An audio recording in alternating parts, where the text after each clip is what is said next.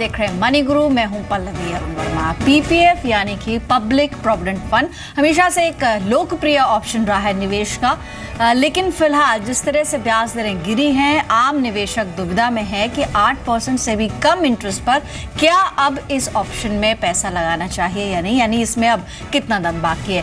PPF को समझने के लिए हम लाए हैं आज की खास पेशकश। हमारे साथ हैं independent investment adviser mister Balwant Jain. Sir, बहुत बहुत स्वागत है कार्यक्रम में। जहां तक बात है पीपीएफ की, तो अब अगर हम इसे और इंस्ट्रूमेंट्स से कंपेयर करें, जो इंटरेस्ट रेट्स हैं काफ़ी कम आ चुके हैं, 7.9% पर दर आ चुकी है। साथ ही हाल फिलहाल में जो चेंजेस, जो बदलाव पीपीएफ के अंदर अनाउंस हुए हैं, उससे कहीं ना कहीं ये एक सवाल उठा है कि अब 15 साल के लिए खाता खोलना क्या फ़ायदेमंद होगा, या फिर जो एक 5 साल का अब एक थोड़ा सा रिलैक्सेशन है कि आप 5 फाइनेंशियल ईयर्स कंप्लीट करने के बाद रकम इसमें से थोड़ी थोड़ी आप निकाल सकते हैं। इनफैक्ट मैच्योरिटी से पहले आप इसे बंद भी कर सकते हैं। इन सभी चीज़ों को देखते हुए पीपीएफ अब कितना अट्रैक्टिव ऑप्शन आपको लग रहा है?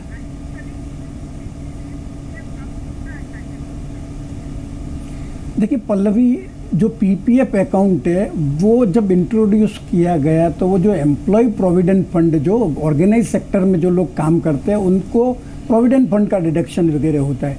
तो एज ए सब्सटीट्यूट कि जिन लोगों के लिए ये प्रोविडेंट फंड की सुविधा नहीं है, उन लोगों के लिए ये गवर्नमेंट ने इंट्रोड्यूस किया। तो बेसिकली पीपीएफ का जो पर्पज है वो आपके लिए रिटायरमेंट के टाइम आपके पास अच्छा खासा पैसा इकट्ठा हो जाए, वो पर्पज है।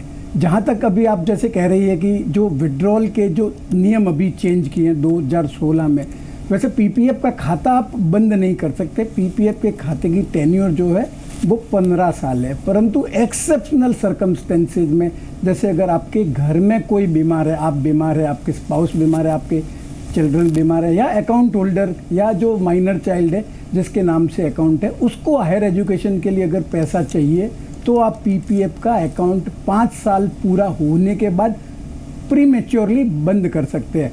परंतु उसके लिए कॉस्ट है। जो रेगुलर इंटरेस्ट रेट उस साल में जो एप्लीकेबल थी, उसमें से 1% हर साल की ब्याज कम हो जाएगी, और वो आपका जो प्रोसीड्स है उसमें से उतना जो पेनल इंटरेस्ट है वो काट के आपको पेमेंट किया जाएगा।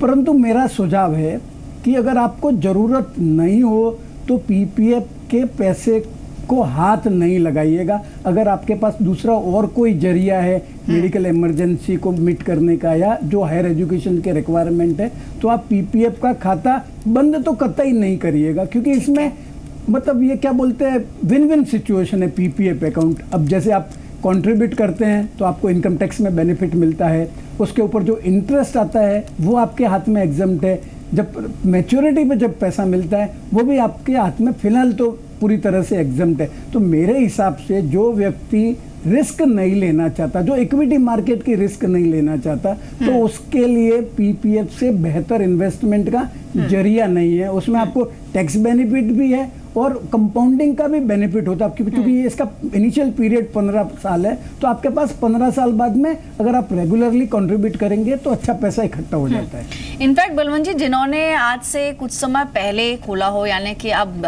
क्योंकि अब क्वार्टरली बेसिस पे इनकी ब्याज दरें समीक्षा होती है, रिव्यू की जाती है, और हमने देखा भी है पिछले कुछ समय में लगातार ये 0.1% घटी है, और जो अब लेटेस्ट ब्याज दर है जो अप्रैल से जून तिमाही के लिए एप्लीकेबल है वो 7.9% है, जो कई सालों में सबसे कम है। जैसे मैंने शुरुआत पे भी कहा कि क्या इंटरेस्ट रेट हालांकि एक फैक्टर हो सकता है इस इंस्ट्रूमेंट को चुनने का या फिर नहीं चुनने का, लेकिन आपने कहा कि इसमें कंपाउंडिंग बेसिस पर आपको इंटरेस्ट मिलता है, प्लस इसमें कंप्लीटली टैक्स छूट है, यानी जो मूल राशि लगाई जाती है उस पर कोई टैक्स नहीं है, जो ब्याज आप अर्न करेंगे उस पर भी कोई टैक्स नहीं है, और फाइनली जब आप मैच्योरिटी पर रकम निकालेंगे तो तीसरी स्टेज पर भी वो एग्जेम्प्टेड है, यानी एग्जेम्प्ट ये स्टेटस पीपीएफ को मिला हुआ है। डेफिनेटली इस बात को लेकर ये स्कोर करता है बाकी इंस्ट्रूमेंट से अच्छा है, लेकिन जहां तक इसकी ब्याज दरों की बात है, क्योंकि अब हमें पता है कि अगर आपने अप्रैल में खाता खोला या आपने साल के बीच में कभी भी खाता खोला, जो नई ब्याज दरें होंगी वो लागू हो जाएंगी। ऐसे में एक पॉसिबिलिटी जरूर बनती है कि अगर लगातार ब्याज दरों में कमी आ रही है तो आने वाले समय में हो सकता है कि 7.5% के आसपास भी पहुंच सकता है। तो इंटरेस्ट जो मिल रहा है, यानी जो रेट ऑफ रिटर्न है, इसमें आपको लगता है भी ये अभी भी इन्फ्लेशन बीटिंग है और अभी भी अट्रैक्टिव ऑप्शन है इंटरेस्ट के हिसाब से, रिटर्न्स जो इसमें मिल रहे हैं उसके लिहाज से?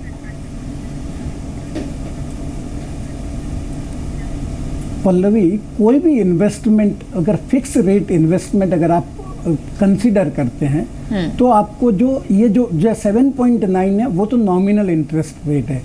इसके अलावा एक रियल रेट ऑफ इंटरेस्ट होता है। जब नॉमिनल रेट जो इंटरेस्ट की है उसमें आपसे आप इंटरेस्ट इन्फ्लेशन की रेट अगर कम कर देते हैं तो आपको जो इंटरेस्ट मिलता है वो रियल इंटरेस्ट है। तो अभी जैसे इन्फ्लेशन की रेट 4% के आसपास है तो अभी भी आपके लिए रियल टर्म में आपको पॉजिटिव इंटरेस्ट मिलता है। और पहले जैसे जो फिक्स रेट ऑफ इंटरेस्ट, एक जमाना था जब पीपीएफ पे 12% का ब्याज मिलता था, तब इन्फ्लेशन की रेट भी डबल डिजिट हुआ करती थी। तो इफेक्टिवली आपके हाथ में रियल टर्म्स में ज्यादा पैसा ही आने वाला है अगर ये रेट कम हो रही है, क्योंकि जैसे इन्फ्लेशन कम होगा तो इफेक्टिवली इंटरेस्ट रेट भी कम होने वाली है। तो मेरे हिसाब से इन्वेस्टमेंट करने में लंबे समय में भी कोई नुकसान नहीं है। अब देखिए ना, अगर आपको कंपेयर करना है जैसे बैंक एफडी में है, बैंक एफडी अभी जैसे एसबीआई ने थोड़े दिन पहले इंटरेस्ट की रेट कम कर दी तो 6.5 और 7% के आसपास है, तो उससे तो बढ़िया ही है। और जो आपकी बैंक एफडी पे जो इंटरेस्ट आता है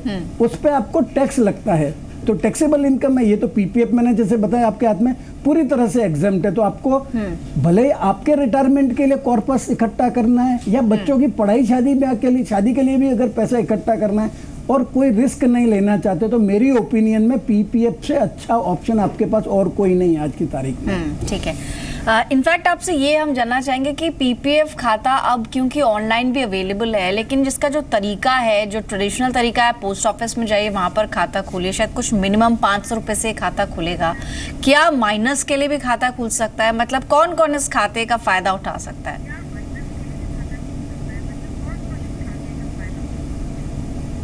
देखिए पल्लवी, कोई भी इंडिविजुअल जो इंडिया का रेसिडेंट है फेमा पर्पज के लिए वो पीपीएफ का अकाउंट खोल सकता है। इसके अलावा माइनर के बिहाफ पे उसके पेरेंट्स भी पीपीएफ का खाता खोल सकते हैं। एचईएफ का खाता नहीं खोला जा सकता, परंतु एचईएफ अपने अकाउंट में से अपने मेंबर के लिए मेंबर के अकाउंट में पीपीएफ का कंट्रीब्यूशन करे तो सेक्शन 80C में 1.5 लाख रुपए तक आपको जो टैक्स बेनिफिट है वो मिलता है। तो एचयूएफ का आपने कहा कि जो एचयूएफ के नाम पर तो खाता नहीं खुलेगा, लेकिन एचयूएफ का कोई सदस्य इसमें कंट्रीब्यूशन कर सकता है, तो टैक्स छूट मिलेगी एचयूएफ के जो मेन मेंबर होता है करता उसको, या फिर कोई भी इंडिविजुअल जो कि इसमें निवेश कर रहा है? एचयूएफ के लिए आज से थोड़ा समझना चाहेंगे। नहीं, देखिए पल्लवी, ऐसा है चूंकि पैसा एचयूएफ के अकाउंट में से जा रहा है तो जो बेनिफिट है वो एचयूएफ की इनकम टैक्स रिटर्न में मिलेगा, कर्ता को भी नहीं मिलेगा या कोई मेंबर को भी नहीं मिलेगा। एचयूएफ अपने जो फंड है उसमें से या तो कर्ता के या और कोई बाकी मेंबर्स के लिए भी कंट्रीब्यूट कर सकती है उनके पीपीएफ अकाउंट में, और जो टैक्स का बेनिफिट है वो एचयूएफ की अपना इनकम टैक्स रिटर्न फाइल करते टाइम ले सकती है। ठीक है, यानी कोई भी 18 साल से ज़्यादा का इंडिविजुअल है, बशर्ते कि वो इंडियन नेशनल होना चाहिए, रेजिडेंट इंडियन होना चाहिए, वो इसमें खाता खोल सकते हैं। साथ ही एचयूएफ के नाम पर तो नहीं खुलेगा, लेकिन कॉन्ट्रीब्यूशंस वहाँ से भी आ सकते हैं। जहाँ तक तरीके की बात है, पोस्ट ऑफिस में या किसी भी ऑथराइज बैंक में जाके आप खाता खोल सकते हैं। फिलहाल 7.9% की दर से आपको इसमें इंटरेस्ट मिलेगा और सालाना आप मैक्सिमम कॉन्ट्रीब्यूशन 12 टाइम्स कर सकते हैं, और अगर मॉनेटरी टर्म्स में समझे तो 1.5 लाख। इसमें एक चीज़ मैं आपसे जानना चाहती हूँ बलवंत जी, आपने कहा कि ये पोर्टफोलियो का हिस्सा होना तो चाहिए क्योंकि कहीं ना कहीं इन्फ्लेशन बीटिंग भी है और कई मामलों में टैक्स एग्जेम्पशन के लिहाज से और भी कई एस्पेक्ट्स में ही बहुत अच्छा है, लेकिन एक कमी इसको तो शायद ना भी कहें, लेकिन एक फीचर कि ये कम्प्लीटली जो है डेट में निवेश इसका रहता है, यानी इक्विटी एक्सपोजर इसमें नील है। तो क्या आपको लगता है कि अगर बहुत सारी चीज़ें पोर्टफोलियो के अंदर हैं तो उनमें से एक हो सकता है, लेकिन कम्प्लीटली पीपीएफ के जरिए रिटायरमेंट की प्लानिंग करना, इसमें थोड़ा लैग करेंगे, कॉर्पस शायद उतना नहीं बन पाएगा?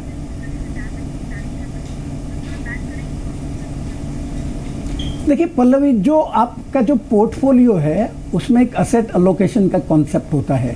मतलब आप जो इन्वेस्टमेंट करते हैं वो सब इन्वेस्टमेंट एक ही जगह पे नहीं होना चाहिए। जैसे वो अंग्रेजी में बोलते हैं कि not to put all eggs in one basket.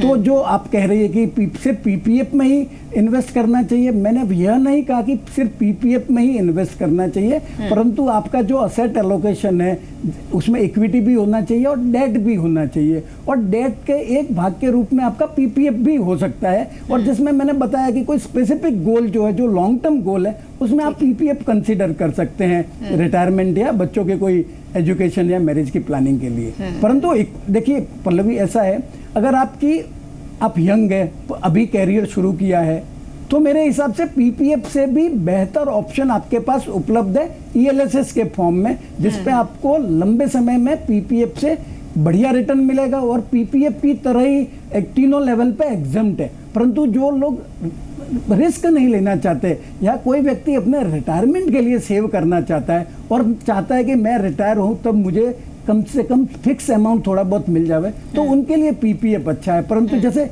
Young है, 25-30 साल की उम्र वाले हैं, उनके लिए पीपीएफ से ईएलएसएस निश्चित रूप से बेहतर है। परंतु उसमें आप जो मार्केट की रिस्क है वो कैरी करते हैं। मतलब आपका 3 साल का लॉक इन पीरियड है ईएलएसएस का, परंतु जरूरी नहीं कि आपको 3 साल में पॉजिटिव रिटर्न ही हर बार मिले। तो आपको लंबे समय तक इन्वेस्ट करने की मानसिकता के साथ ईएलएसएस में जाना चाहिए। ठीक है, वो भी एक इंस्ट्रूमेंट है जहां एटीसी में आपको छूट मिलती है। ईएलएसएस पीपीएफ दोनों ही एटीसी सेक्शन के अंदर आप छूट लेते हैं, दोनों में 1.5 लाख तक की छूट है। लेकिन जहां से आपने बताया एसेट की जहां तक बात है, उसमें इक्विटी एक्सपोजर आपको होता है, तो थोड़ा रिस्क जाहिर सी बात है आपको होगा।